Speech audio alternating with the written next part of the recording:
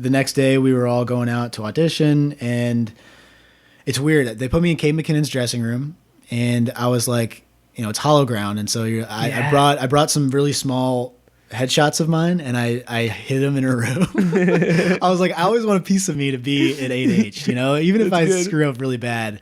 And so I put. Do you think they're still there? Yes. Okay, wait, where is it hidden? So Kate, if you're listening, there's one on top of her door. Like if the door is an inch, if the door is an inch wide, there's one that is exactly on top of the door. So no one will ever find that unless they replace the door. Yeah. There was one on the bottom of her trash can and one underneath her desk. Come on, dance, wake up the appetite, dance in the middle of the night, yeah.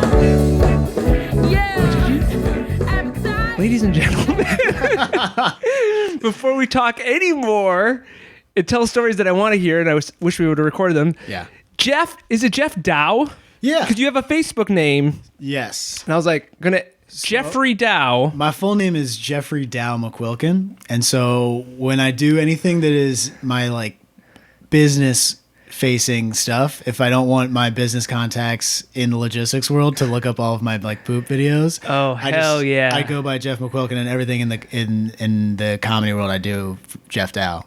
That's so smart. It's partially an homage to my grandfather who wanted to be in show business. So he was George Dow, and so I have his middle name as his last name as my middle name. So I use it. Jeffrey Dow. People think it's weird though. People think I have a weird double life, and then I have all these skeletons in my closet. But it's easier to say. When you got poop videos too. Yeah, well, they're comedic poop videos. Yeah.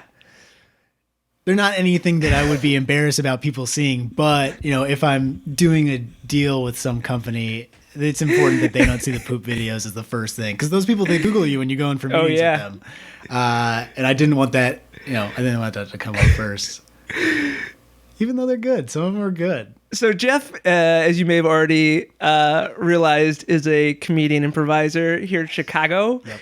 And we've gotten to know each other a little bit this past spring. Yes. Or late winter, when we were climbing together. Yeah, I'd always known of you, I think, for 3 or 4 years. Yeah, and I've seen your work. Yep, I knew that you were funny. I'd seen you perform, but then, we just ran into each other at gym, and I was like, I need a gym friend. Can you be my friend? And you were like, absolutely. And I was like, this is great. Gym friendships are the best. Yeah, you've had the opportunity to kill me probably 100 times, and you didn't do Likewise. it. Yeah, it's one of those weird things where I think when you're climbing with somebody, it's one of those things that forces a bond or naturally generates a bond a little bit faster than you would otherwise, because you're talking. Yeah, you're literally, their life is literally in your hands. Oh yeah, I mean every single time. Also, I feel like exercise and hanging out is a nice combination. Yeah, it's you get to go up on the wall for a while, you get to focus on something, and then you're like, oh yeah. Although it's not like, let's go sit and have coffee for 2 hours. Right, and do nothing. Because you always want, anytime you're, bonding with somebody, you want that side activity to be like, oh, we're working on this, but we can also talk about it. And you don't get that. For me, I hadn't had anything like that really since high school. Oh. Because, you're on a team with somebody. Yeah. Like, okay, well, there's a timeout. Let's talk about stuff. And climbing is definitely one of those sports where you get to know your climbing partners really well. Because you go in and climb, and you have to block out minimum 2 hours, right? Wouldn't you say? Yes. 2 to 3 hours. Oh, to make it worth it. I would say average, right around 2 hours. Yeah. And then, yeah. I mean, I was going 3 times. You want to pull this a little closer? I think we were going 3 times a week.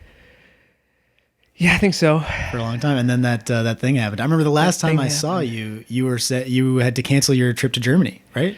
Yeah. I was supposed to be teaching in Barcelona, and then going on a trip to Italy, northern Italy, in Germany. I felt so bad. And then the pandemic. I told my wife I was coming over here. I was like, oh, I'm going to go do Johnny's podcast. And she was like, oh, I can't believe they didn't get to go to Europe. I was like, I know. I love that she's invested in that too. She was devastated by that, just so you know. It was to the point though where it was it would have not been fun. Yeah. You know what I mean? Yeah. It was ooh, good thing there's a pandemic so we can get our tickets refunded. Yeah. Because if we went to one to gone there a week earlier and just had to hang out in a room, and the conversation that we were having was you didn't want to go there and get stuck there. Yeah. Which would have happened. It would have happened for sure. It would have happened for sure, because then I think within 2 weeks it was no one from Europe was cool to come back for a while without a big quarantine. That would have been bad. So I want to go back to poop videos. Oh, sure. What are the videos you have on YouTube, Geoff, that you have to hide? Because I certainly have some. Yeah. And one is literally a poop video. Yes. So the poop video that I'm talking about is a video that I wrote, and so I'm fully responsible for. And it was me and Sam Beaver and Susan Glenn. And the idea is that I'm a doctor, and this couple is very serious. They come in and they say, tell us what's wrong with our baby or something, or we've got an issue. And then I say, well, it's everything looks normal, but it's a poopy. And so we're doing like what do they call those? The ultrasound. Yeah. And it's a poopy. And then they just keep saying, but is it healthy and things like that? And I say, yes, but you should understand that it is a poopy. And they say, is it normal? And I say, no, this is a lot of poopy. And it's maybe 2 minutes long. And so that was the one that I was directly referencing. But when you start out in comedy, you're not as funny as you get to be. And so now I spent probably the first 2 years in Chicago just being like, hey, do you want to go make videos? Oh, yeah. And so there's a lot of them out there that I think are big stinkers. Literally. Some are good, but yeah, some are literally those poop videos. I have a poop video. It's my friend Josiah Jenkins and I.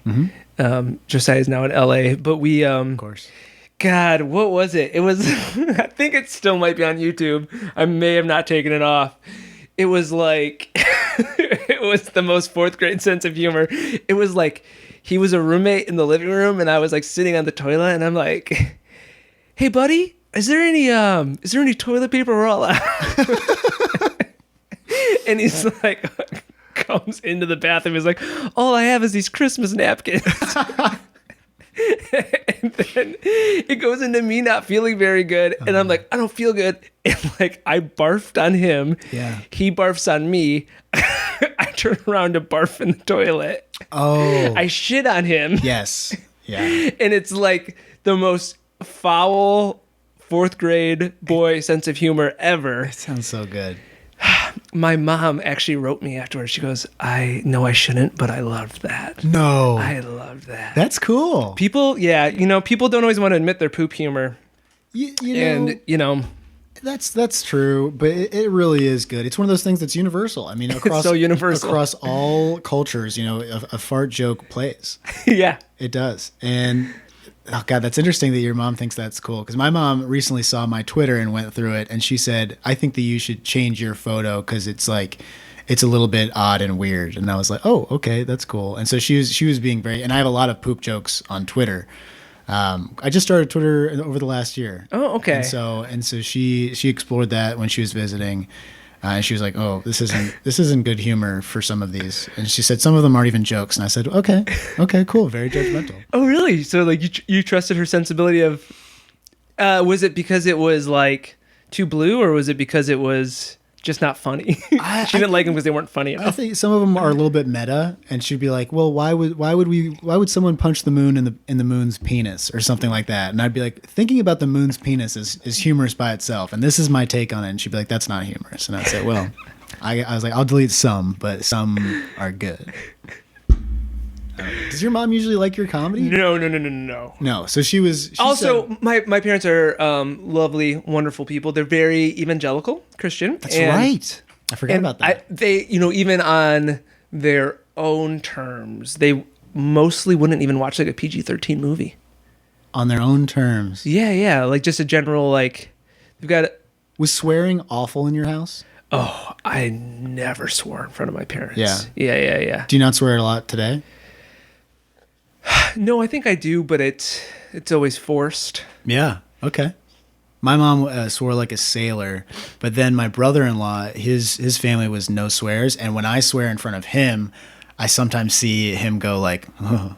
And it's just like, and it's that's so foreign to me because swearing was very welcome in my household. Interesting, yeah. But you have an insight into like, can you turn it off if you need to, like, and just like keep it off? No, I don't do a great job of that. If you were in front of children, would you have the wherewithal to turn it off and keep it off? Yes, I think so. Okay. But like I have a 7-month-old daughter now, and who's super cute. She's super and cute. If you're wondering what she looks like and you're watching this on YouTube, She looks exactly like that, like Geoff. Yes, she looks. It looks when I'm holding her, I feel like it's me. But she has started a thing where when you feed her, she's learning how to go up and like brrr and do that. And so you'll put some food in, and the first time she did it, she sprayed food all over me, and I was like, "Are you fucking kidding me?" And then I realized I'm talking to a 7-month-old child, and then. My wife came up and she was like, "Are you fucking kidding me?" And then I was like, "We both just swore." And she's like, "Oh." 7 months, like probably in the next few months, she'll start saying some things. She says like dad, dad, dad, dad, dad, but she doesn't know it's me. She's just making sounds. Interesting. Which is kind of a bummer. But no, she's great. I think after 5 months, she started to get fun. She started smiling a lot and laughing. And because in the first 5 months, they're just a sack of potatoes. They're blank slate, yeah. And then they poop all over the place, and it's not that fun. I love that you're tell everybody your mom's pitch for why you should. She talked you into having a baby, right? Your mom did. She did. Not your wife, your mom. So there are 2 reasons that I think I came around. Well, a couple reasons. So, I don't know. Kids are expensive. They're loud. I've never felt any connection to any kids that I've ever met. I've never been like, oh, this is a cool kid. I wish I had a kid like this. I think all kids are really annoying. And I don't know why. I mean, like, have you ever had a kid where you're just like, oh, like if I had a kid, I hope it ends up like you? Oh yeah, for sure. I do better with kids in general, but like, there's definitely some keepers. And you're like a lot teacher. Of duds. Yeah. Yeah, I teach kids and adults. It's a whole different dynamic when they're in a group. Okay. They're awful in a group. Yes. Okay. So my mom, she said you love dogs, and I said yes, I love dogs, and I did. It's true. I love dogs, puppies. I would kill a human being for a puppy. And she said, if you like puppies, a baby is like a puppy, but once it gets to be 2 years old, it starts talking to you. And it's very cool because, it's kind of like a Pokemon, right? And you're growing it and putting all this investment in. And then later on, it's like, it's one of your buddies.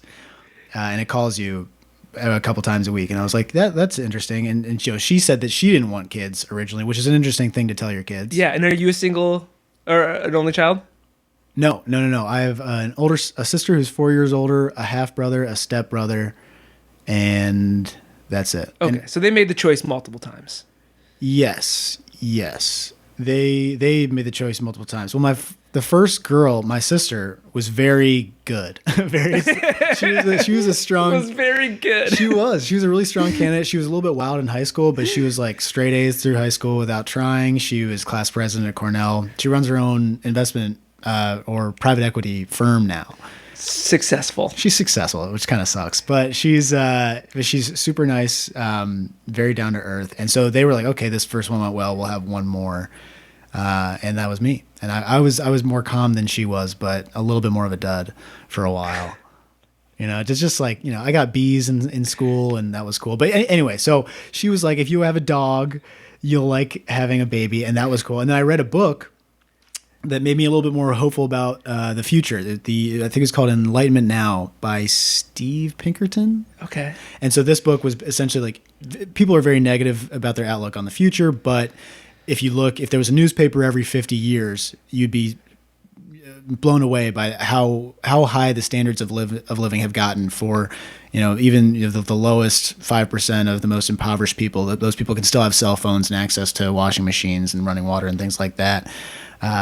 And just a bunch of different lessons on how things have gotten better from, rights, human rights violations, and standards of living. And so I was like, okay, well, if the world is getting a little bit better, even though it's getting worse in some ways, but the general direction is towards a better future, then I feel more ethical about having a baby. Yeah. If that makes sense. Yeah, I understand that. Because some people feel like having a kid is unethical. Because Matt and I aren't having a baby naturally together. Sure. I've kind of been of the mindset that, like, I don't think I would feel, I think we'd adopt if possible. We might not be able to adopt, Yeah. But I would feel like going through the trouble of having a surrogate and bringing another person into the world when I don't know. There's no judgment on anyone else, but I would feel if the kid got messed up, right? And I adopted them. Yes, like I brought them into my life to try to make their life better. Of course, that's right? a saintly thing to do. And then they went poorly. Yeah. Then I'd be like, was this okay, me? Oh, actually, I would have been like, not my genetics. You know what I mean? That's not me. That part, not me. Nature, And like, we tried our best. Right. We did the nurture part. The nature part messed up. I had a girl in my high school who she was adopted into a really nice family, and she did the same thing that her birth mother did. She had a kid at 18, 17 or 18. You hear a lot of stories like that. Yeah, that's tough. That's a horror story, I think, for a lot of potential adopters. Yeah. Yeah. My brother said something to me real jarring about why he would want to have kids. So my brother is also gay. Yeah. And like, so they would adopt or do a surrogate or something like that. Okay. But he is like, I want children, so I have people around me on my deathbed. And I'm like, wow. Like, Wow. that hits home. Like, that makes sense. You're not going to know. You won't know shortly after you're dead. I guess your deathbed. Yeah, your deathbed like, being you're very sick. Doesn't want to die alone. It's like, oh, that's heavy. That's really heavy. I guess you don't know until you're there. But I feel when I'm sick, I don't like to be around people. I don't like people seeing me sick. Okay. I would rather, and it's nice to be taken care of. And of course, you want somebody to empty your bedpan or whatever. But I think, I don't know, having one person. But I guess if your significant other dies, that's sad, and then you're totally solo. And then you die alone. But y'all die. Everyone dies alone in some way, unless it's The Notebook and you die sitting next to each other. Never got through that whole movie. Really? Am I missing out? I liked it. It's take it for what it is. It's a You said it like really. Oh well, it's surprising to me because I think that I'm usually not the one that loves those kind of movies, and I don't know what it is, but I remember being like, oh, this is a great film. Maybe it's just Ryan Gosling and just the way he played that character, and I don't know, Rachel McAdams, she was great too.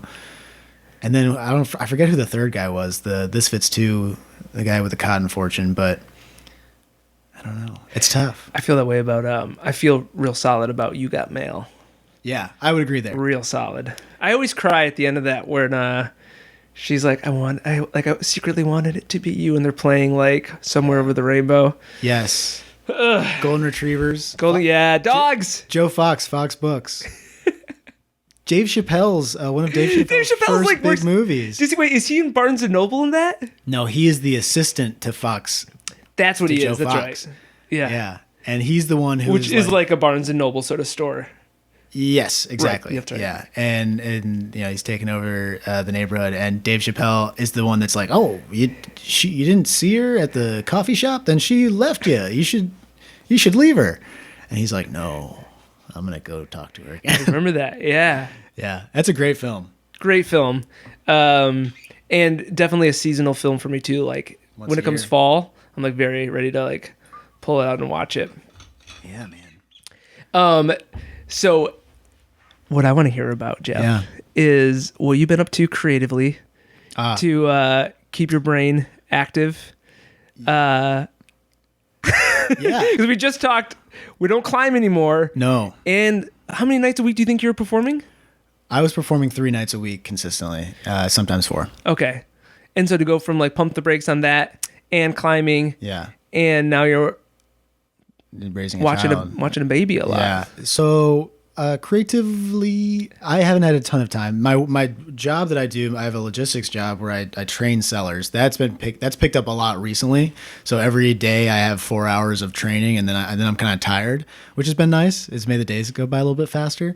But creatively, I did a couple of Zoom shows, which are they're really tough. They're tough, aren't they? I think I did the first one that I did went great. It was me and Elizabeth Andrews, kind of just. And she's your comedy buddy? She is, for the most part. Is she the one I saw you do a bunch of like 2-person stuff? Yeah, you guys are fantastic Thank together. you. Well, we're talking heads, so it works on Zoom.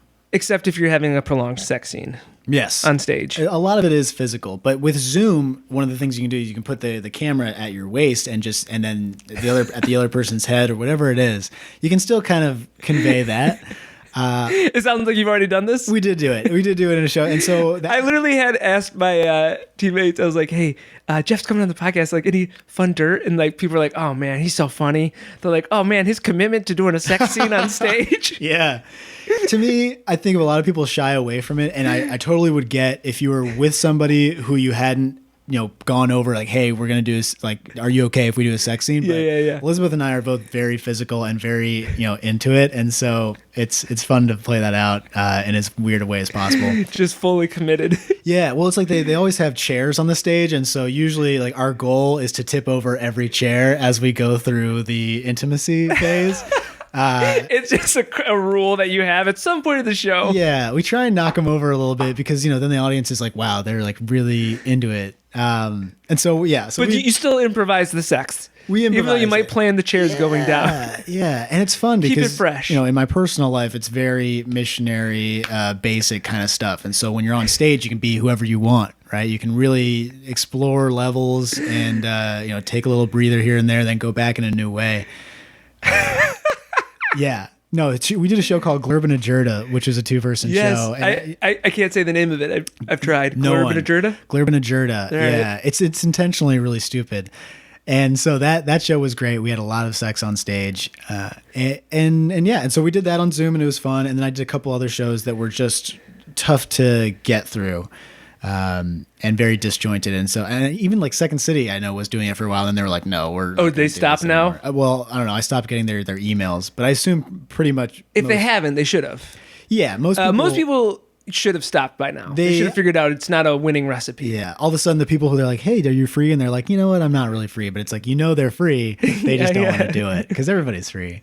But I've been doing. I would say teaching online works better. Yes. For sure. Oh, that's fun because you can like stop and try and exercise and learn something. But when there's like, you're performing for an audience that you can't hear laugh. Yes. Oof. I've been getting a lot of my creative energy out through my training because, it's 4 hours a day. And so I can put some fun bits in and, I have a bag of props. And so like, the execs of my company will occasionally come to me and say, hey, how do I keep people engaged in Zoom? Because, I keep hearing that like you do a decent job of it. So how are you doing it? And I'm like, listen, I put on wigs. I put on like little puppets on my hand and have them come in and talk to me. I'll have like a fake tiger in the background walking through my business space. Is this for real? I do. I will pull out 100% of the stops because to do 16 hours over the course of 4 days, you have to it has to be some form in infotainment. It has to be. Yeah. It has to be. That's amazing, dude. Yeah, I mean, because I have this box of props because, holy fuck, the Friday night show that I used to do at midnight, that is all basically, silly props. Let's go play make 'em up. And so I have a lot of that stuff in my house. And so I just, I have to use it. And I don't know. So I've been doing that and I've been writing a little bit more. Let's see. Putting together like a writing package or writing for a sitcom? Yeah, I did. I sent in another SNL thing for a 5-minute tape and then another packet, which, will never get read. I did almost get Colbert writing staff. I found out yesterday that I did not get it. Wait. Was this the one that we were talking about back in the winter? No, that was I sent one in on February and they were like, oh, this is pretty good, but not great. And then I sent another one in like a month and a half ago. And then I never get feedback on writing packets. But then my manager texted me and said, hey, you've made it to the final round for Colbert. And I said, dude. Okay, cool. This is awesome. Like, do you know anything more about it? And he was like, no. And so then, of course, you get in your mind and you're like, man, I can't believe maybe I'm going to move to New York again. This is sweet.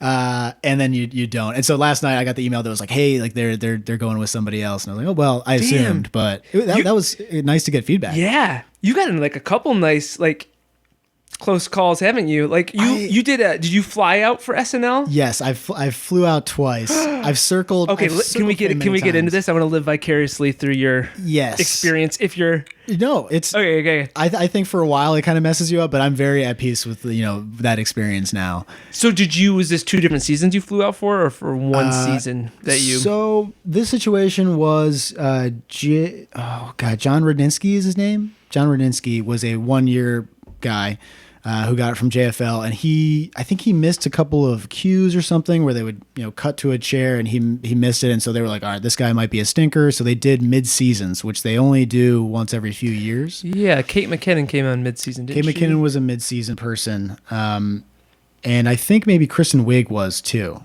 or she got it late, but they said, okay, we want to see a bunch of white guys, and cha-ching, and that's me, baby. And so a couple of weeks earlier, Steve Plock was on my first what was it, Herald team, Spider in the Car. And so Steve Plock's aunt is Sharna, who ran IO. Yeah. Sharna, you've heard of her. You've heard of her? IO, if you're wondering what IO is, it doesn't matter. It doesn't exist. Yep, doesn't exist anymore. It might later on, but maybe it doesn't now, for sure. And so she was at that show, and I did some Scottish waitress thing, and she emailed me and was like, "Yeah, waitress or waiter? Waiter, I think." Okay. But I can't really remember, but it was humorous. And I did a Scottish accent, which, is always going to kill. And so she emailed me. She's like, oh, I really liked your show. And I said, this is great. Thank you so much. Because, I had been there for 3 or 4 years and never talked to her. First time. Yeah, that makes sense. And so then they brought in a bunch of white guys. It was like me and, a lot of the people who I really respect. It was like Asher Perlman and Tim Lamphere and a lot of other folks. Lovely, funny people. And Dan White. And so we all auditioned. I had a great set that first round. It was really killer.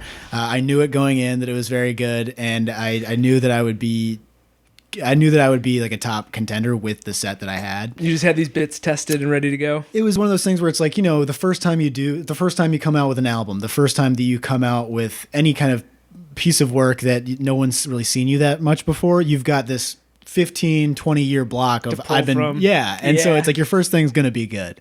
Can you reveal a couple of your bits? I did. I'm very physical, and so I did Jacob Tremblay, who was big at the time for Room, and he was talking about how he cries. I did a show horse showing a house. I did a grizzly bear. That is right. I love horse stuff. Yeah, horse work is great. Every one of my sets has a horse bit. Horses. That is amazing because I do horses all the time. Did you know this? It's the funniest animal. I've seen you do a horse. I think that I've seen you do a horse on. Surely you have. If you've ever seen me, probably once a show. True Bangers, I believe I saw you horse it up. Maybe the last True Bangers show that I ever saw. Sounds right. And so what else? A show horse showing a house. I did my impression slot was it was a bunch of people auditioning for Garfield or something, and so that was pretty accurate. I had a really good Maggie. That was pretty accurate. I had a really good Maggie Gyllenhaal at the time, which is kind of cool, kind of not, but it was funny. And I forget what else I did, but no, I didn't. I've done so many bits now that they all kind of they all kind of blend together. But anyway, it was a very good set, and so I did it for the producers when they came. Or we did one round. And so the producers came out to Chicago? Yeah. So I did one round in front of Sharna with like 25 people, and it went well. And then the producers came like a month later, and Sharna put up maybe 16 or 17 of those. And I did really, really well. I knew it. And I was like, if they call somebody in for this, I'll probably get called. Oh, that's nice to walk away feeling like happy with what you did. And it was one of those things where there was a bunch of agents there, like local agents, and everybody came up and talks to you after. So and you got some positive. I know this sounds cocky or whatever, but like I knew it at the time. You know when you do well in comedy. Yeah, you know when you do poorly too. You know when you do poorly. And you know when it's just okay. And you try to trick yourself into that mindset that you may have done better than you did at an audition. Yes. Well, I do that sometimes. Yeah. I have a shitty one. I'll be like, but maybe they're looking for something. Maybe they're looking for something just kind of like my acting chops. Yeah. Yeah. And so then I got a call when I was at work, doing I was a salesperson at the time, and they said, we want to see you on Monday, the following Monday. And then, it was really, really cool. All of a sudden you're going to New York, and, I think were you freaking out? Or I was really excited because I moved to Chicago. I wanted to be on SNL. That's why I moved to Chicago. And so you tell your family and you're like, don't get your hopes up, but it went well. I am flying out. It's very cool. My dad came out and met me while I was there. And then I think it must have gotten out that I was one of the stronger contenders because a bunch of agents started courting me and managers. They were like, hey, I know that you're going to be in New York. Do you want to grab 20 minutes and chat? And in my mind, I was like, screw that. You're trying to take, a manager and an agent will both take $10,000 for booking SNL. And so I was like, just book it on your own.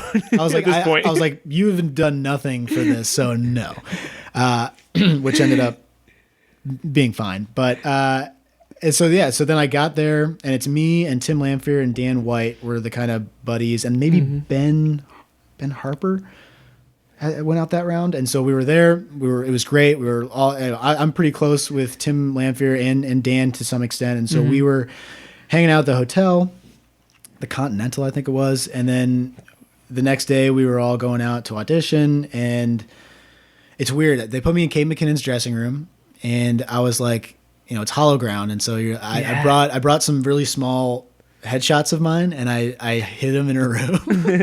I was like, I always want a piece of me to be at 8H, even if I screw up really bad. And so I put. Do you think they're still there? Yes. Okay, wait, where is it hidden? So Kate, if you're listening, there's one on top of her door. Like if the door is an inch, if the door is an inch wide, there's one that is exactly on top of the door. So no one will ever find that unless they replace the door. Yeah. There was one on the bottom of her trash can and one underneath her desk. Oh, which is weird now that I say it, but no, it's amazing now that you say it. Somebody was Kate from New York. Was she did she come out of a UCB or? Kate was a New Yorker. Yeah, she had done a bunch of solo work in New York and was renowned. We definitely know somebody then who must know her. Let Kate know where these headshots are. Yeah, of this dashing man and her. Oh God, who do I still know a couple. I guess Allison Ringhand would be the only one that I know that's still writing that would respond to an email of mine. And I do email her occasionally, but and so then you're sitting there, you wait for a really long time. They have a cool fruit spread for you. You can watch the other people audition on the TV, which they play throughout the whole building, right? Yeah, I don't know if they know that you do that, but anyway. So then I'm next up, and Tim Lamphere went, and I tried to record some of his stuff. Tim had the funniest bit, I think, of the whole group that went. He had a bit where he would start off and he would say, what I'm going to do is, hi, my name is Tim. It's snowing, obviously. I'm one of the fastest guys in the world. I am going to dodge every single one of these snowflakes, but to keep me honest, I have this air horn here, and I'm gonna press the air horn every single time I get hit. And so he would go, and then he would immediately just he would just blare on the air horn nonstop, like beep beep beep beep beep beep beep, and that killed. And so anyway, then I was up next, and this guy, whoever the guy was in front of me, I felt really bad for because he was doing a rap, and it was bombing. It was bombing because there's just no laughs, or because there were no laughs, and he fumbled it. Doing a rap for your SNL audition is tough. It's because it's you have to get all of the verbiage out in a way that is super clear and coherent, and you're doing it to an empty giant garage space essentially. Yeah. And the sound cue isn't perfect, the levels aren't perfect, and so it sounded bad.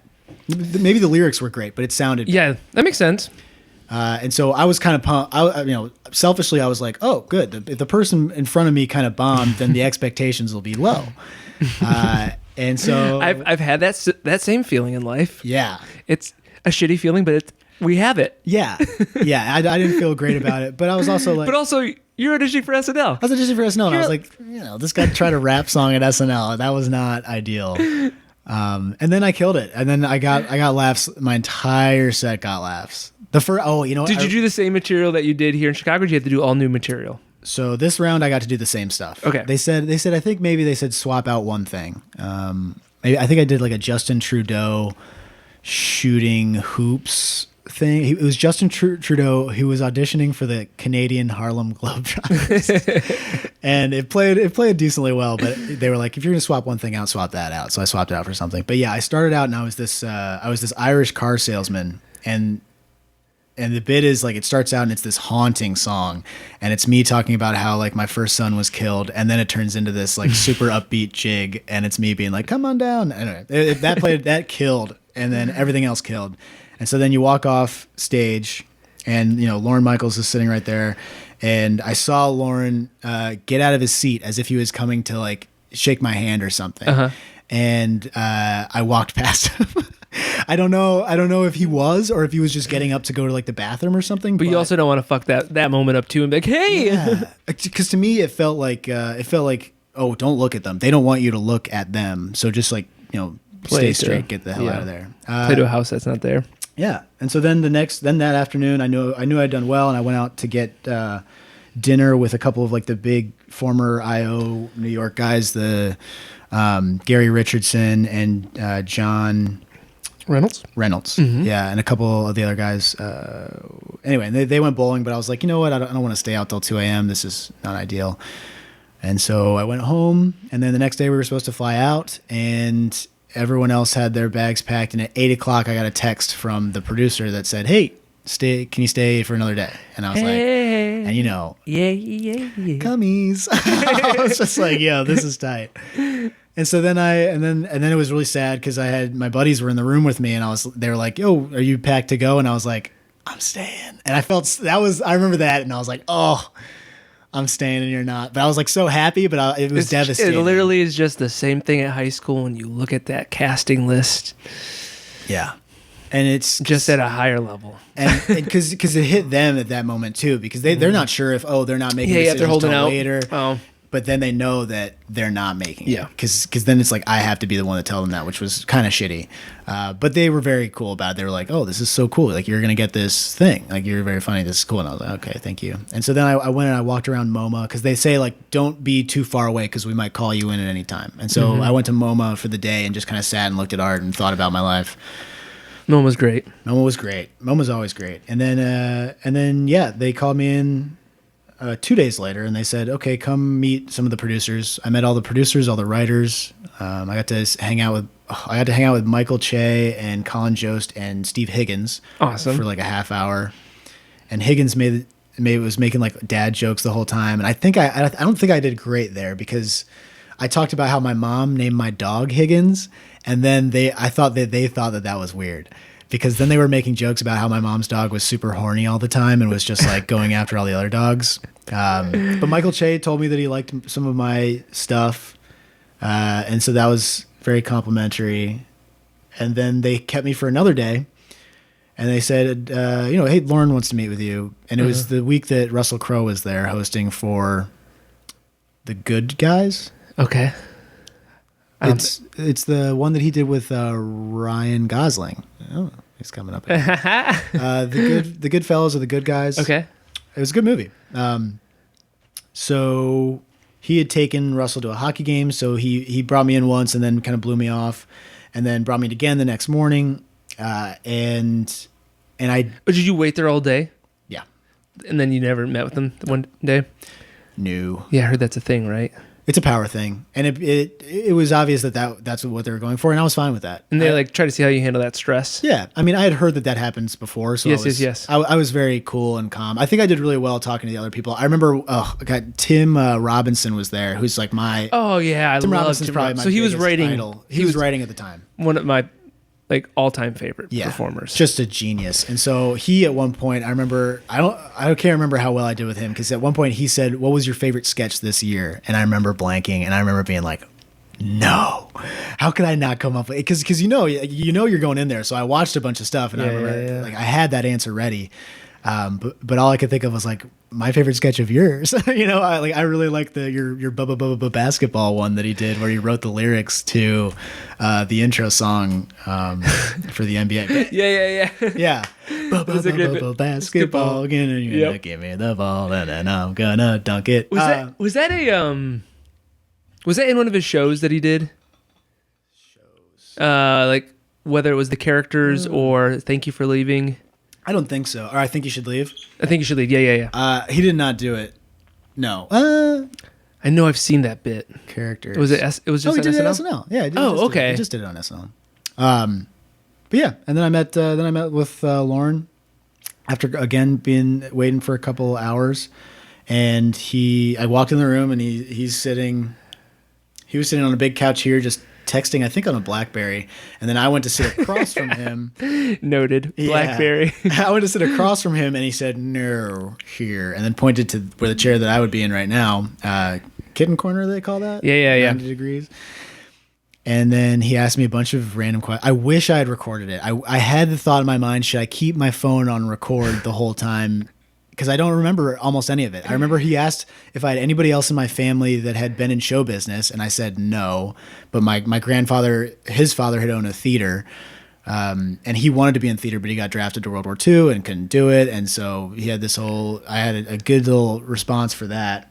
But I think it went well because I got out of there, and then the producer came up to me like as I was in the waiting room and was like, "Hey, Lauren had a good conversation with you. He wants to know if you want to stay for the show." Because at that point it was Thursday, and the show was again taping on Saturday, and so I was like, "Oh, that's so nice, absolutely." And they were like, "Great, you can come to the rehearsal show, and then you can come to the regular show." And he also would like to know if you want to go to the after party if you have time. And I was that's like, awesome. I was like, dude, my fucking logistics job. Also, are you going to say no to any of that? Yeah. Could you imagine the balls? Not my dream job. I really appreciate it, but I'm not going to go to the SNL after party with all these celebrities. I can't stay. Yeah. And so then I stayed for a couple days, and the after party was cool. I got to talk to Will Forte and Bobby Moynihan, who were both really nice. Will Forte had come back for some reason. Mm-hmm.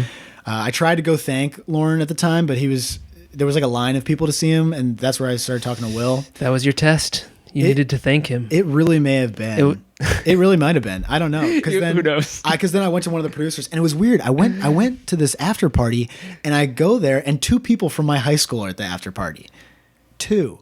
And 1 person from my rival high school. And I'm like, what? I'm like, are you kidding me? And apparently they had some connection, or they were working at NBC in the PH program or something, and I didn't know about it. But I was like, what are the odds of that? Your life is cool.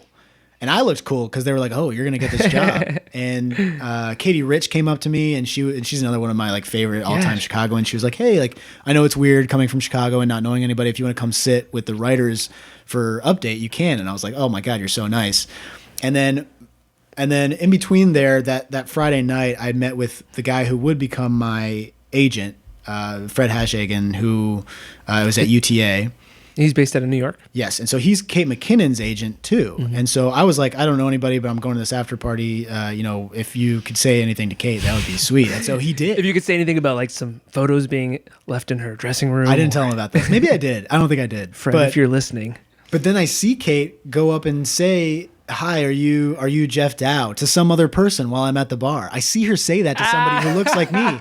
And so I'm at the bar, but I don't want to get the reputation of, "Oh, this kid left the bar after ordering a drink and didn't give a tip." So I'm staying at the bar when I see her, and she's got her jacket on. She doesn't go to the after parties for very long, and she left, and I never got to see her. So that's a bummer. What a bummer. But then Russell Crowe. So the night ends, and I literally ate a power bar to stay up. I don't do hard drugs, so I was like, I'm gonna do a power bar. So it was like maybe 3 a.m. The club closes, and I go to the bathroom, because I had been drinking a little bit, and so Russell Crowe busts out of the bathroom, and I don't know if he was doing drugs, but he was in a stall. I'm pretty sure he was, and so I was like, oh my god, Russell Crowe! Like, I really loved State of Play. And he was like, "What?" And I was like, State of Play. Like, I know you probably get Gladiator a lot, but I really liked State of Play. I thought it was a cool journalism thriller. I thought it was well done. He was like, "I hated having long hair. Who are you?" And I was like, "Oh, I just auditioned for the show. Hopefully I'll get it, but probably not." And he was like, "Oh, did you get your 10,000 hours?" And I was like, "Oh, like Malcolm Gladwell 10,000 hours? Are you talking about?" And he was like, "Get your 10,000 hours and then come back." And then he left. That's amazing. Yeah, and so that was my interaction with him. And then I walked out with Will Forte. And I went, and I remember I went into the Times Square, which is all lit up, and I walked past the cop car, and for some reason I was like, "Yo, I was just at a party with Russell Crowe," and I said that to these cops, and they just looked at me and they were like, "Get the hell out of here!" And I was like, "Yeah." You were just so excited you had to tell somebody. Right. I had to tell somebody because nobody else was awake. And then the next day they flew me back first class. What? And Molly Jones was on my flight. Oh yeah, from IO, and she was like, "What? You're such a piece of shit." And I was like, "See ya." And I watched Star Wars on the way back, and then the next, So that's March of that's March of 2016. The next 3 months, I sit and I look at my phone, and every time it rings, I'm so excited. Oh no! And every time it's not them, and so and then I'm still kind of in this joyful mind state of, okay, well, maybe if they don't replace John Radinsky first, mid-season, maybe I'll get it at the regular time. Mm-hmm. And then that time came on, and I auditioned in front of with the producers with a new set, and didn't get a call. But then I went on my bachelor party before I got married, and I was in Telluride, and I was drunk, and they called me, and they said, we want you to come out to audition again. And I said, oh shit. And they said, we want to see a full new set. And I was like, a full new set relative to what you just saw me do at the audition? And they were like, well, you can do some of those things, but make it at least 40% new. And so I'm drunk at my bachelor party, and I'm very excited. And your wedding's coming up in how long? My wedding was going to be in December, and this was in August, I think. Okay, so you didn't have like too much wedding stress on your... No. It was not like the next... But it was the first day of my bachelor party, and we had planned to do stuff. And so I was like, all my high school buddies and college buddies flew out, and so I felt bad being like, I have to go do this, even though that's probably what I should have done. So I did a little bit of that, and then every night would come home early and try and write. And I wrote some awful bits. And I think I do my best writing on airplanes. So I was like, okay, well, I'll fly. And they flew me to New York, and I'd written this bit on Michael Phelps. It was an Olympics year. And I did that as my first bit, and it tanked. And you never got to test any of it. Never got to test any of the new stuff, which is a mistake. I should have had more. I was young. It was the first time I had ever done one of those showcases. So I didn't have a lot to pull from. And so the first bit that I did tanked so hard that I was like, it threw me off a little bit. Yeah. And then my next bit was okay, and my last 2 bits were good. Okay. So that's nice that you can turn it around after a bad. But it was definitely, I didn't blow them away for sure that time. And so that time I left, didn't get any calls or texts, and I was like, okay, well, maybe I'm still in the running. They've seen me. They've already, and then my agent was like, they've already talked to you at this point. They don't need to keep you around for a week. You've already had your conversation. And so I was hopeful again. But Alex Moffat, they had taken him out for drinks when Lauren came out. This is before he got hired? They end up casting Moffat over me. Oh. Who's a Chicago guy who used to do all like... Yeah, I know. He was like the Bulls trampoline guy. And so he taught with me over at Improv Institution. Yeah. It has know that. Have you heard a story about how he got fired?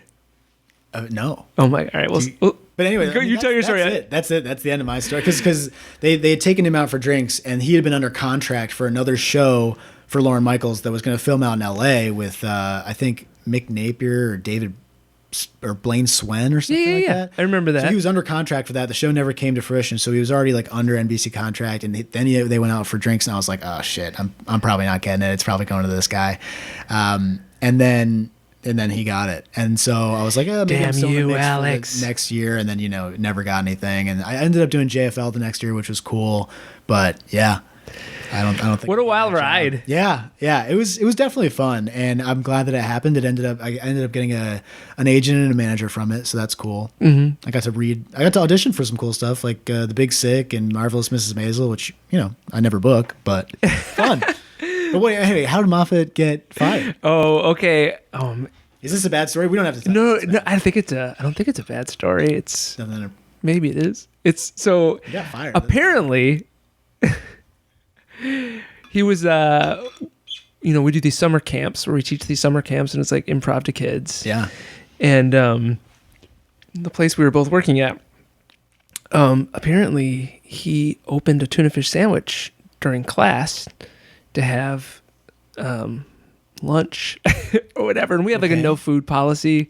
And because so many children have like food allergies. Absolutely. And so and he didn't know that there was a girl in the class with a tuna airborne tuna allergy. No. Who apparently went into anaphylactic shock. I'm repeating this all secondhand, so I wasn't there when it happened.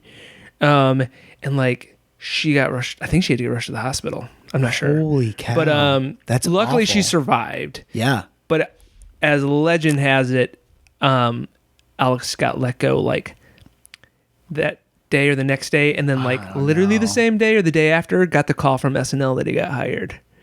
Oh my god! So a quick turnaround. That's not bad, but also that's not on him. I mean, what are the chances of I somebody know, having an who would- airborne tuna allergy that's Who would so have intense? ever thought while eating a tuna sandwich that you're putting someone's life at risk? I wouldn't have. I don't think that there's a lot of fish allergies in general.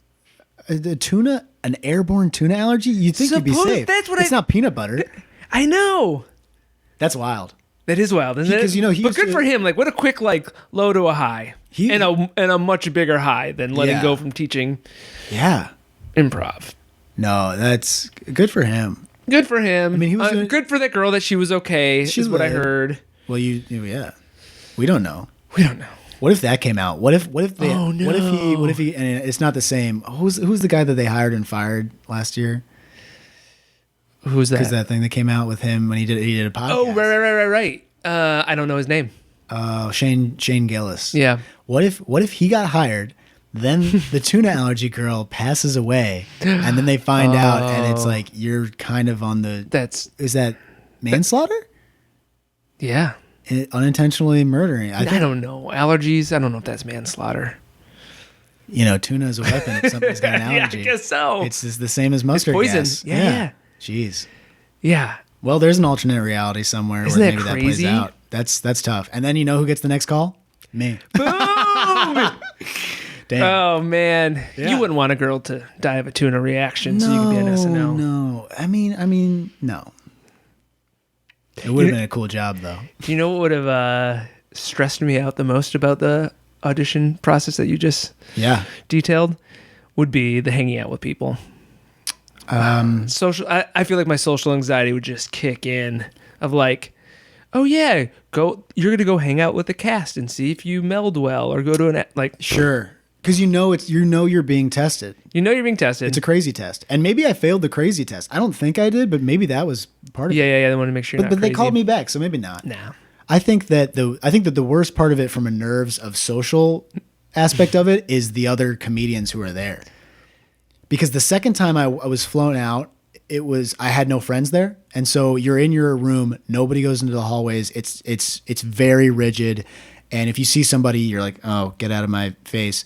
But the first time I went there, me, Dan, and Tim made it a point to Keep it light. Why are we in these rooms? Let's hang out in the hallway and talk. And Yeah, so that's that nice. was like great. Yeah. But, It's like when you go into any audition and you see someone else there, kind Yeah. of like, oh, okay. I mean, but imagine the opportunity there. It's just the whole time you're just saying to the other people, isn't this crazy? This is so crazy. Yeah. What if we get this? Yeah. That's all you're really saying to other people. And it's really hard not to. And the only other thing that you're doing is practicing your bits. And to me, it was like, if I over practice my bits, I start hating them. And they lose the charm. And You so gotta find the joy in it. I have to keep it a little bit fresh and unscripted.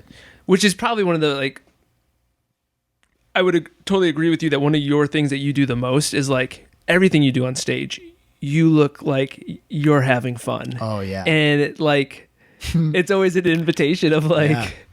Jeff's having fun. Like, I'm having fun too. It can get you in trouble, I think, if you're having fun at the expense of the scene. And I think I do that all the time. I did that. Good for you. But yeah, it's one of those Nothing is things where it's sacred. like, yeah, I don't know. If there's a serious 2-person relationship scene and I want to be a wizard underneath a bridge that they encounter, I'll usually follow that instinct. What's the improv note that you get like most often? That's like most repeatable. That like coaches pull you aside after show and they're like, "God damn it, Jeff! Oh God, Fucking doing really funny stuff in the first beats." I think that Clayton Margison was my coach when we ended Little Tooties, and which is maybe still a thing in the future. But he used to always say, he would say, "Jeff, I absolutely hated what you just did," and he would just be like what was happening in the scene was so good and was building, and then when you walked on and took all of the attention like a complete psychopath, it ruined everything that was happening. And it's like, yes, you got laughs, but you sold out the scene in a way that was terrible. And I would just be like, yeah, like honestly, I felt it, but it really was fun for me. Because I always used to balance like, okay, do I have fun? Because some teachers will be like, if you're not having fun, it's your own fault. And I Follow the fun. those are mostly kind of the a-hole teachers that you deal with, because you have to be part of a group mind. Right, yeah. but I would be in every scene if I could. So to me, when 2 scenes go by when I haven't been in, it's like, It's hard. here's my check. I've done 2. I've let you have 2 scenes, and now I'm in again. You know, my selfish thing that I do Yeah. is, so a herald, if you don't know what a Yeah. herald is like a long 30-minute piece with a bunch of different scenes. Yeah. I would say, man, being on like herald team for maybe like 8 years or so. Yeah. I think I only sat out of the first scene like only a handful of times. I always Oh. always The jump very first scene or the first beat? the first scene. That's good. I like that move. 'Cause some I- people don't go out. I like want to be out there right away just so I don't have time to think. Right. Yeah. I agree with that. But I also like I would kind of like always like look to see if anybody was ready to go out. Yeah. And then usually everyone would take a second and I'd be like, no, I'm not gonna take a second. Like I'd rather not like go sit on the side and have time to think. Okay. See, for me, I like one teacher once was like, "You're kind of a sniper," and so I rarely was in first beat scenes. I would like to watch them and then see, okay, what is this show missing right now? We've got a grounded 2-person relationship. We've got a maybe tonality. We've got like a big character scene, and then we've got a really big physical scene. And then I'd be like, okay, what have we not seen yet? And then I'd be like, oh. We haven't seen somebody run into the audience and flip over a table or something like that. Or that's a little extreme. Furniture hasn't been flipped yet. As you can already sense, Jeff's got a little bit of a comedic plan. Yeah. Mine is always like, we haven't seen like a German person or a happy dad yet. Oh yeah. Yeah, or like a low status person, or like a really low status guy, or something like that. What note would you get? Because you're a teacher, so to me, that would be interesting getting notes. Oh, that's. But also, it's like that means nothing. You know what I mean? As far as like when you're performing, you're performing. And, and you just you could teach just as much as I could teach, and just lend your perspective on things. No one asks me to teach, though. I never get asked to teach. I never get asked to coach. I get asked to direct every once in a while. Oh, okay. But no one, and I think it's on purpose. I think it's because I don't do a great job of whatever it is that they want to teach. You know, whatever it is that they want to teach, I don't do that well. Everybody's intimidated. They're like, he's too funny. I don't think that's it. I think it's like, well, if we want to do well, we should go with somebody like an Ollie Hobson, or somebody who's like good, or like a Jonny Nelson, like somebody who like knows how to build an ensemble and then let scenes breathe and things like that. And I just was never very good at that. Second City, it took me 4 auditions to get into the conservatory. They kicked me out at level 3, and I had to audition 2 more times. I didn't get on a team the first time I went through. I had to go back through. People hate me, but they love me. Who hates you? Well, no one. I don't have any like improv enemies, but I just think that You're an X Factor. Yes, I'm more in line. If the head is Second City, the heart is IO, and Annoyance is the X Factor, then I'm much more in line with the school of Annoyance. Yeah. Annoyance, if they had a show, probably would have added me to a team, which they did eventually, I guess, with Holy Fuck. Holy Fuck, But, yeah. Annoyance, because the best improv advice that I think I ever got, and he might deny saying this, but Mick Napier in his like advanced class, his like 5B equivalent, was like, go in the scene, set up the who, what, where, or whatever it is, all that bullshit, and then turn your brain off for about 30 seconds and say whatever the fuck you want, and then make sense of it after Try to that. play makeup. Yeah, I like that. Which is definitely the way you play. That's exactly the way that You, Yeah. You go kind of like, I say, sweetheart, and so that's you make it. a move and you play catch up. Yeah, that's it. I say, so or like, honey, or like Mr. like sheriff. And so like I've said the relationship, and once the relationship's out there, I'm like, there's a pontoon missing or something. Like, I don't know. Just 'cause, I love that. That's a good note. yeah, because there's something, oh God, you ever read, I'm also very bummed that I've never got to work with Mick Napier. oh, Like, I feel like yeah. I'm I probably an incomplete, like, He's the Chicago guru. performer for having never gotten to work with him. He's the to take guru, I classes think. with him, yeah. If you had to say somebody, For sure. he's got that guru piece about him. Because I love Mick, and he has given me a bunch of great opportunities, and but like when I'm talking to him, he's got that vibe, right? He'll do like magic tricks in front of me. And I think if there's anybody who I'm a little uncomfortable around in Chicago, it might be Mick, because I don't know what to talk to him about. Cause I'm like, you're so funny and so established and still so relevant that anything that I would talk about comedy would be boring to you. And anything that would be personal is also probably not that interesting to you. So what, and maybe I do magic tricks at him or something, but yeah, he was a great teacher. Him, and then Rich Sohn was the other guy who called me out on my bullshit and made me do emotional moves, which I was very anti on. Getting married and then taking a class from Rich Sohn, which is that annoyance, were the two things that made me be like, oh, having emotional reactions is a good idea. Cause that's how like the Cook County Social Club plays. It's all try to affect each other and be affected. Like Dana Curcioli, all emotional responses. Yeah. I get the response of, well, I've been told I wasn't allowed to do things for like a number of weeks. Oh. One of which was sing and scenes. I love to sing and scenes. Damn. Especially Christmas music. Yeah. As I've been told I couldn't sing for like a couple of weeks. That's messed up. Because every once in a while, a song, if you can pull off a song, it's huge. But I don't always pull it off. I just do it. It's usually like I start a song and then it ends with like doodle doodle dee, scoodle doodle doo. If you're confident though. I'm never nervous about it, but it hits and it's fun. But it's kind of like pulling that old trick out of the hat again, I guess. Yeah. I tried saying, I was in like the Second City Training Center musical thing. Yeah, myself as well. Infinite Sundays, right? Infinite Sundays. That was the first thing that I really got, because it was like Second City Infinite Sundays, and then I did the Twisty thing, and then almost went on tour. But yes, music was the first thing. And then Sharna put me on Deltones for a while, and I was awful. I had no idea how to do any of that. It was so impressive to me what they were doing, but I should never be in a musical ensemble, because again, it's like a last resort thing. I'm not a good singer. We're just not scared of it. But when they put me on Deltones, I thought that the whole thing that was like, oh, Geoff, you're going to be the guy who sucks at singing but is confident about it, and that'll be your thing. And I thought that was my thing. And then Dave, what's his name, was like, yo, Dave Asher. Dave, yes. Yeah. He was like, you fucking suck. He's like, you're very funny in scenes, but like you're singing is the whole thing, and you reek big ass. And I was like, cool, that's cool, Dave. More power to you. That's amazing. Yeah. So when they sent that email, I was like, honestly, yeah, I'm not a good fit for that.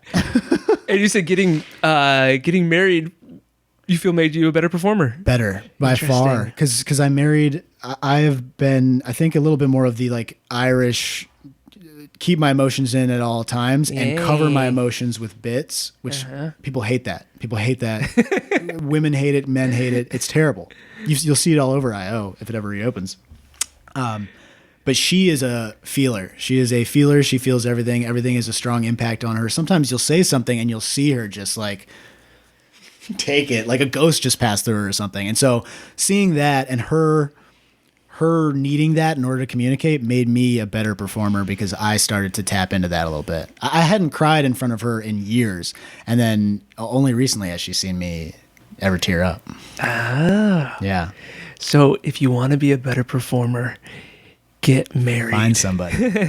Are you like an emotional? I cry all the time. You cry all the time? I cry like a couple times a week easily. I'm jealous of that, because it feels like I'm missing out. Like I watched 12 Years a Slave, and I was sitting. Yep. I wanted to cry so bad, and I felt it coming up, but I was sitting next to my wife, and I buried it. And I was like, why are you burying it? Like, it feels good.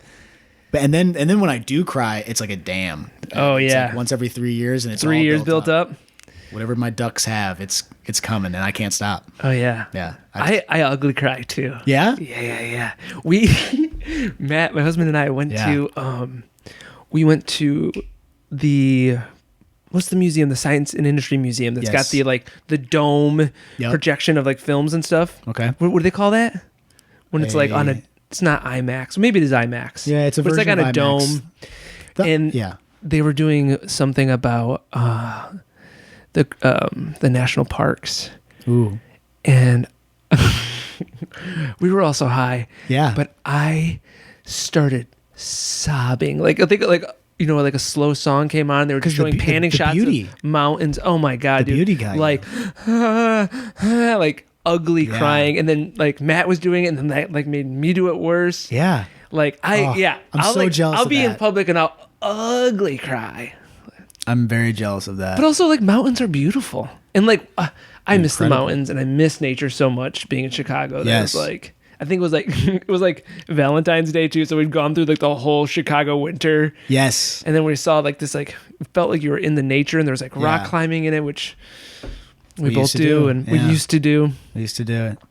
Banff, you ever been to Banff, Canada? I have not, but there's climbing there, isn't there? We did right before the pandemic, we did a mini moon up there to Banff. We rented like an RV and just kind of drove through some of the big parks, and it was just very moving. It's you feel so small. It's like these things have been here for hundreds of thousands of years, and they're the prettiest things of all time, and you'll die and it'll still be here. Yeah. For, your great grandchildren or whatever could see this.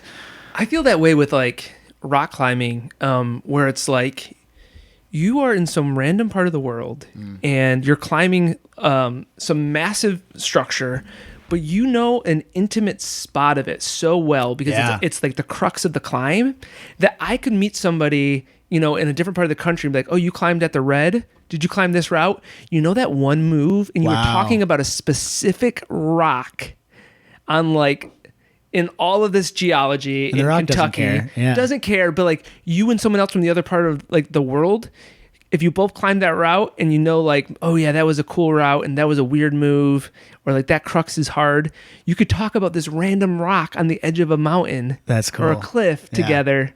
And like I've never had that. I don't do enough outdoor climbing to have had that experience, but that sounds amazing. this fall. I'll be completely out of shape, but we should go. Oh yeah, my whole body is. I switched to running. Now it's all legs. I've lost all my upper body strength. Ladies and gentlemen. Oh, I was going to cap it there No, because I you felt like go. we're an hour and 6 minutes in. No, that's fine. I was just gonna say earlier today I did have a moment of what would you call it? Like kismet or something with a stranger, or just a connection with a stranger, because there's this thing called the game, and it's like if you don't think the object of the game is not to think about the game. If you think about the game, you say I lost the game, and then it resets in 30 minutes. And so I've been playing this since high school with a lot of my friends. I have a version of that with my brother. It's completely different. I played it throughout college. And so today, for the first time in probably about a year and a half, I saw somewhere written, it was like, come watch the game in some bar. And I said, oh my God, I just lost the game. You restarted it. I yelled it out loud in front of my wife. The guy behind me goes, I haven't lost the game in 6 years. This is the worst thing that could have happened. 'Cause the second you lose the game, you're much more likely to lose it Over for and a over? long clip. Yeah. And I turned around and I was like, that's incredible. Wait, so what are the rules of the game? You think of the game and the game starts over? All of the history starts over? So it's like the object of the game is to not think about the game. Yeah. When you think about the game, you have to say, I lost the game. And then it resets 30 minutes later, and then all of a sudden the game is on again. And if you think of it, you have to tell everybody. My brother and I have one called if you say the word sphere, all of time starts over from like the Big Bang till now. It's a rare word to say casually. Sphere. It comes from that weird movie Sphere. I don't know. We were like on a kick with like how weird that movie was. Samuel L. Jackson, you walk in and all of a sudden your dreams start becoming real. Was that the plot? Yes. Because the squids. I remember the squids. Yeah. That was a weird. What happened? So it was it was an alien thing that they found. Underwater, right? Yeah, and it's a big gold liquid orb, and people would walk in and then walk out and think nothing happened, but then when they dreamed, those became reality. People's nightmares became reality. But wasn't Dustin Hoffman in it? Yes. And Dustin Hoffman does like this like really annoying scream, and that's like ha ha. Dustin Hoffman. Oh, he was like the narrator. I think it was Dustin Hoffman and Samuel Jackson, but I don't remember any of the other ones except the squid. Like, what were the other things that? I don't remember too much about it either. Shit. But for some reason we came up with a game. If you say sphere, what do you mean that all of time starts again? The presumption is if you said it's like sphere right now, that it's resets and you have to go through all time to get back to this moment. Oh shit, that's a long. So it's like yeah. You have to. The stakes are high, but nobody knows for the most part that we're screwing things up. Yeah. But if someone was on the inside, it would just drive them wild. Yeah. So we try not to say it. You ever seen Ad Astra? I think so.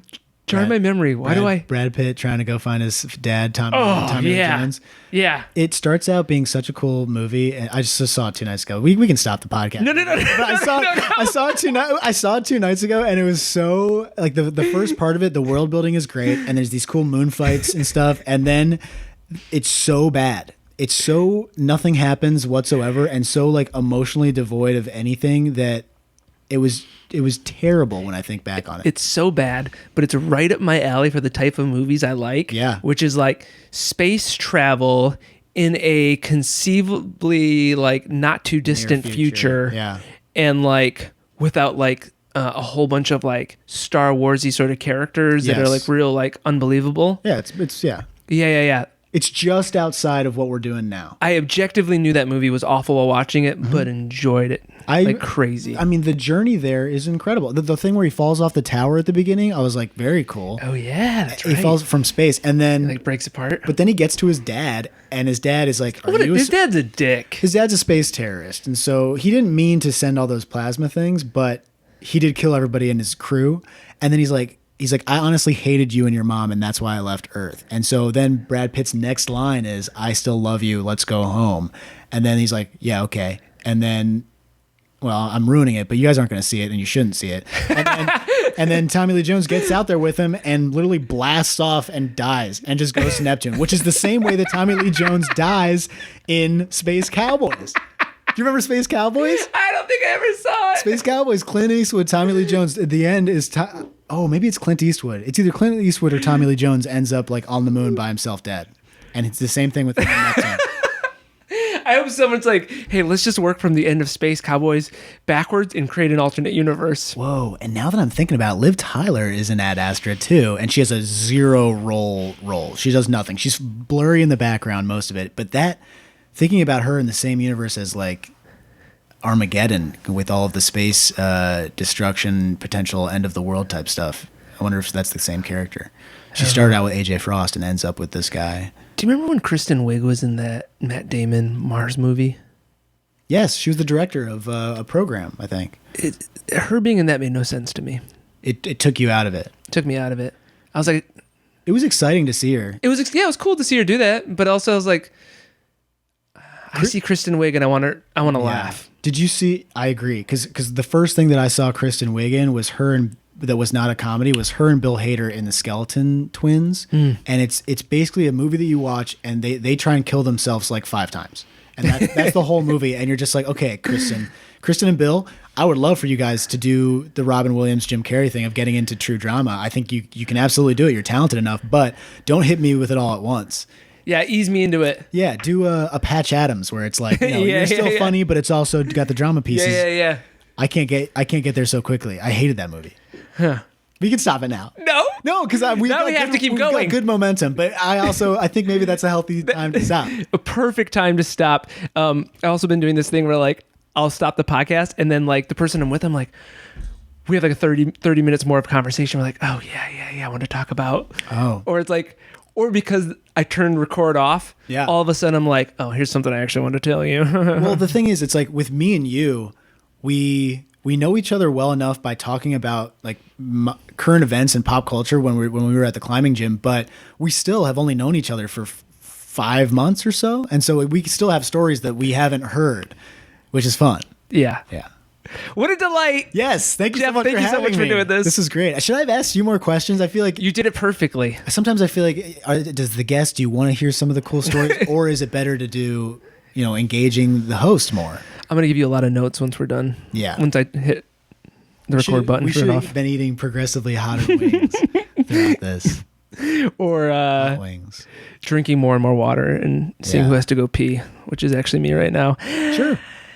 All right. Bye, everybody. Bye. Bye.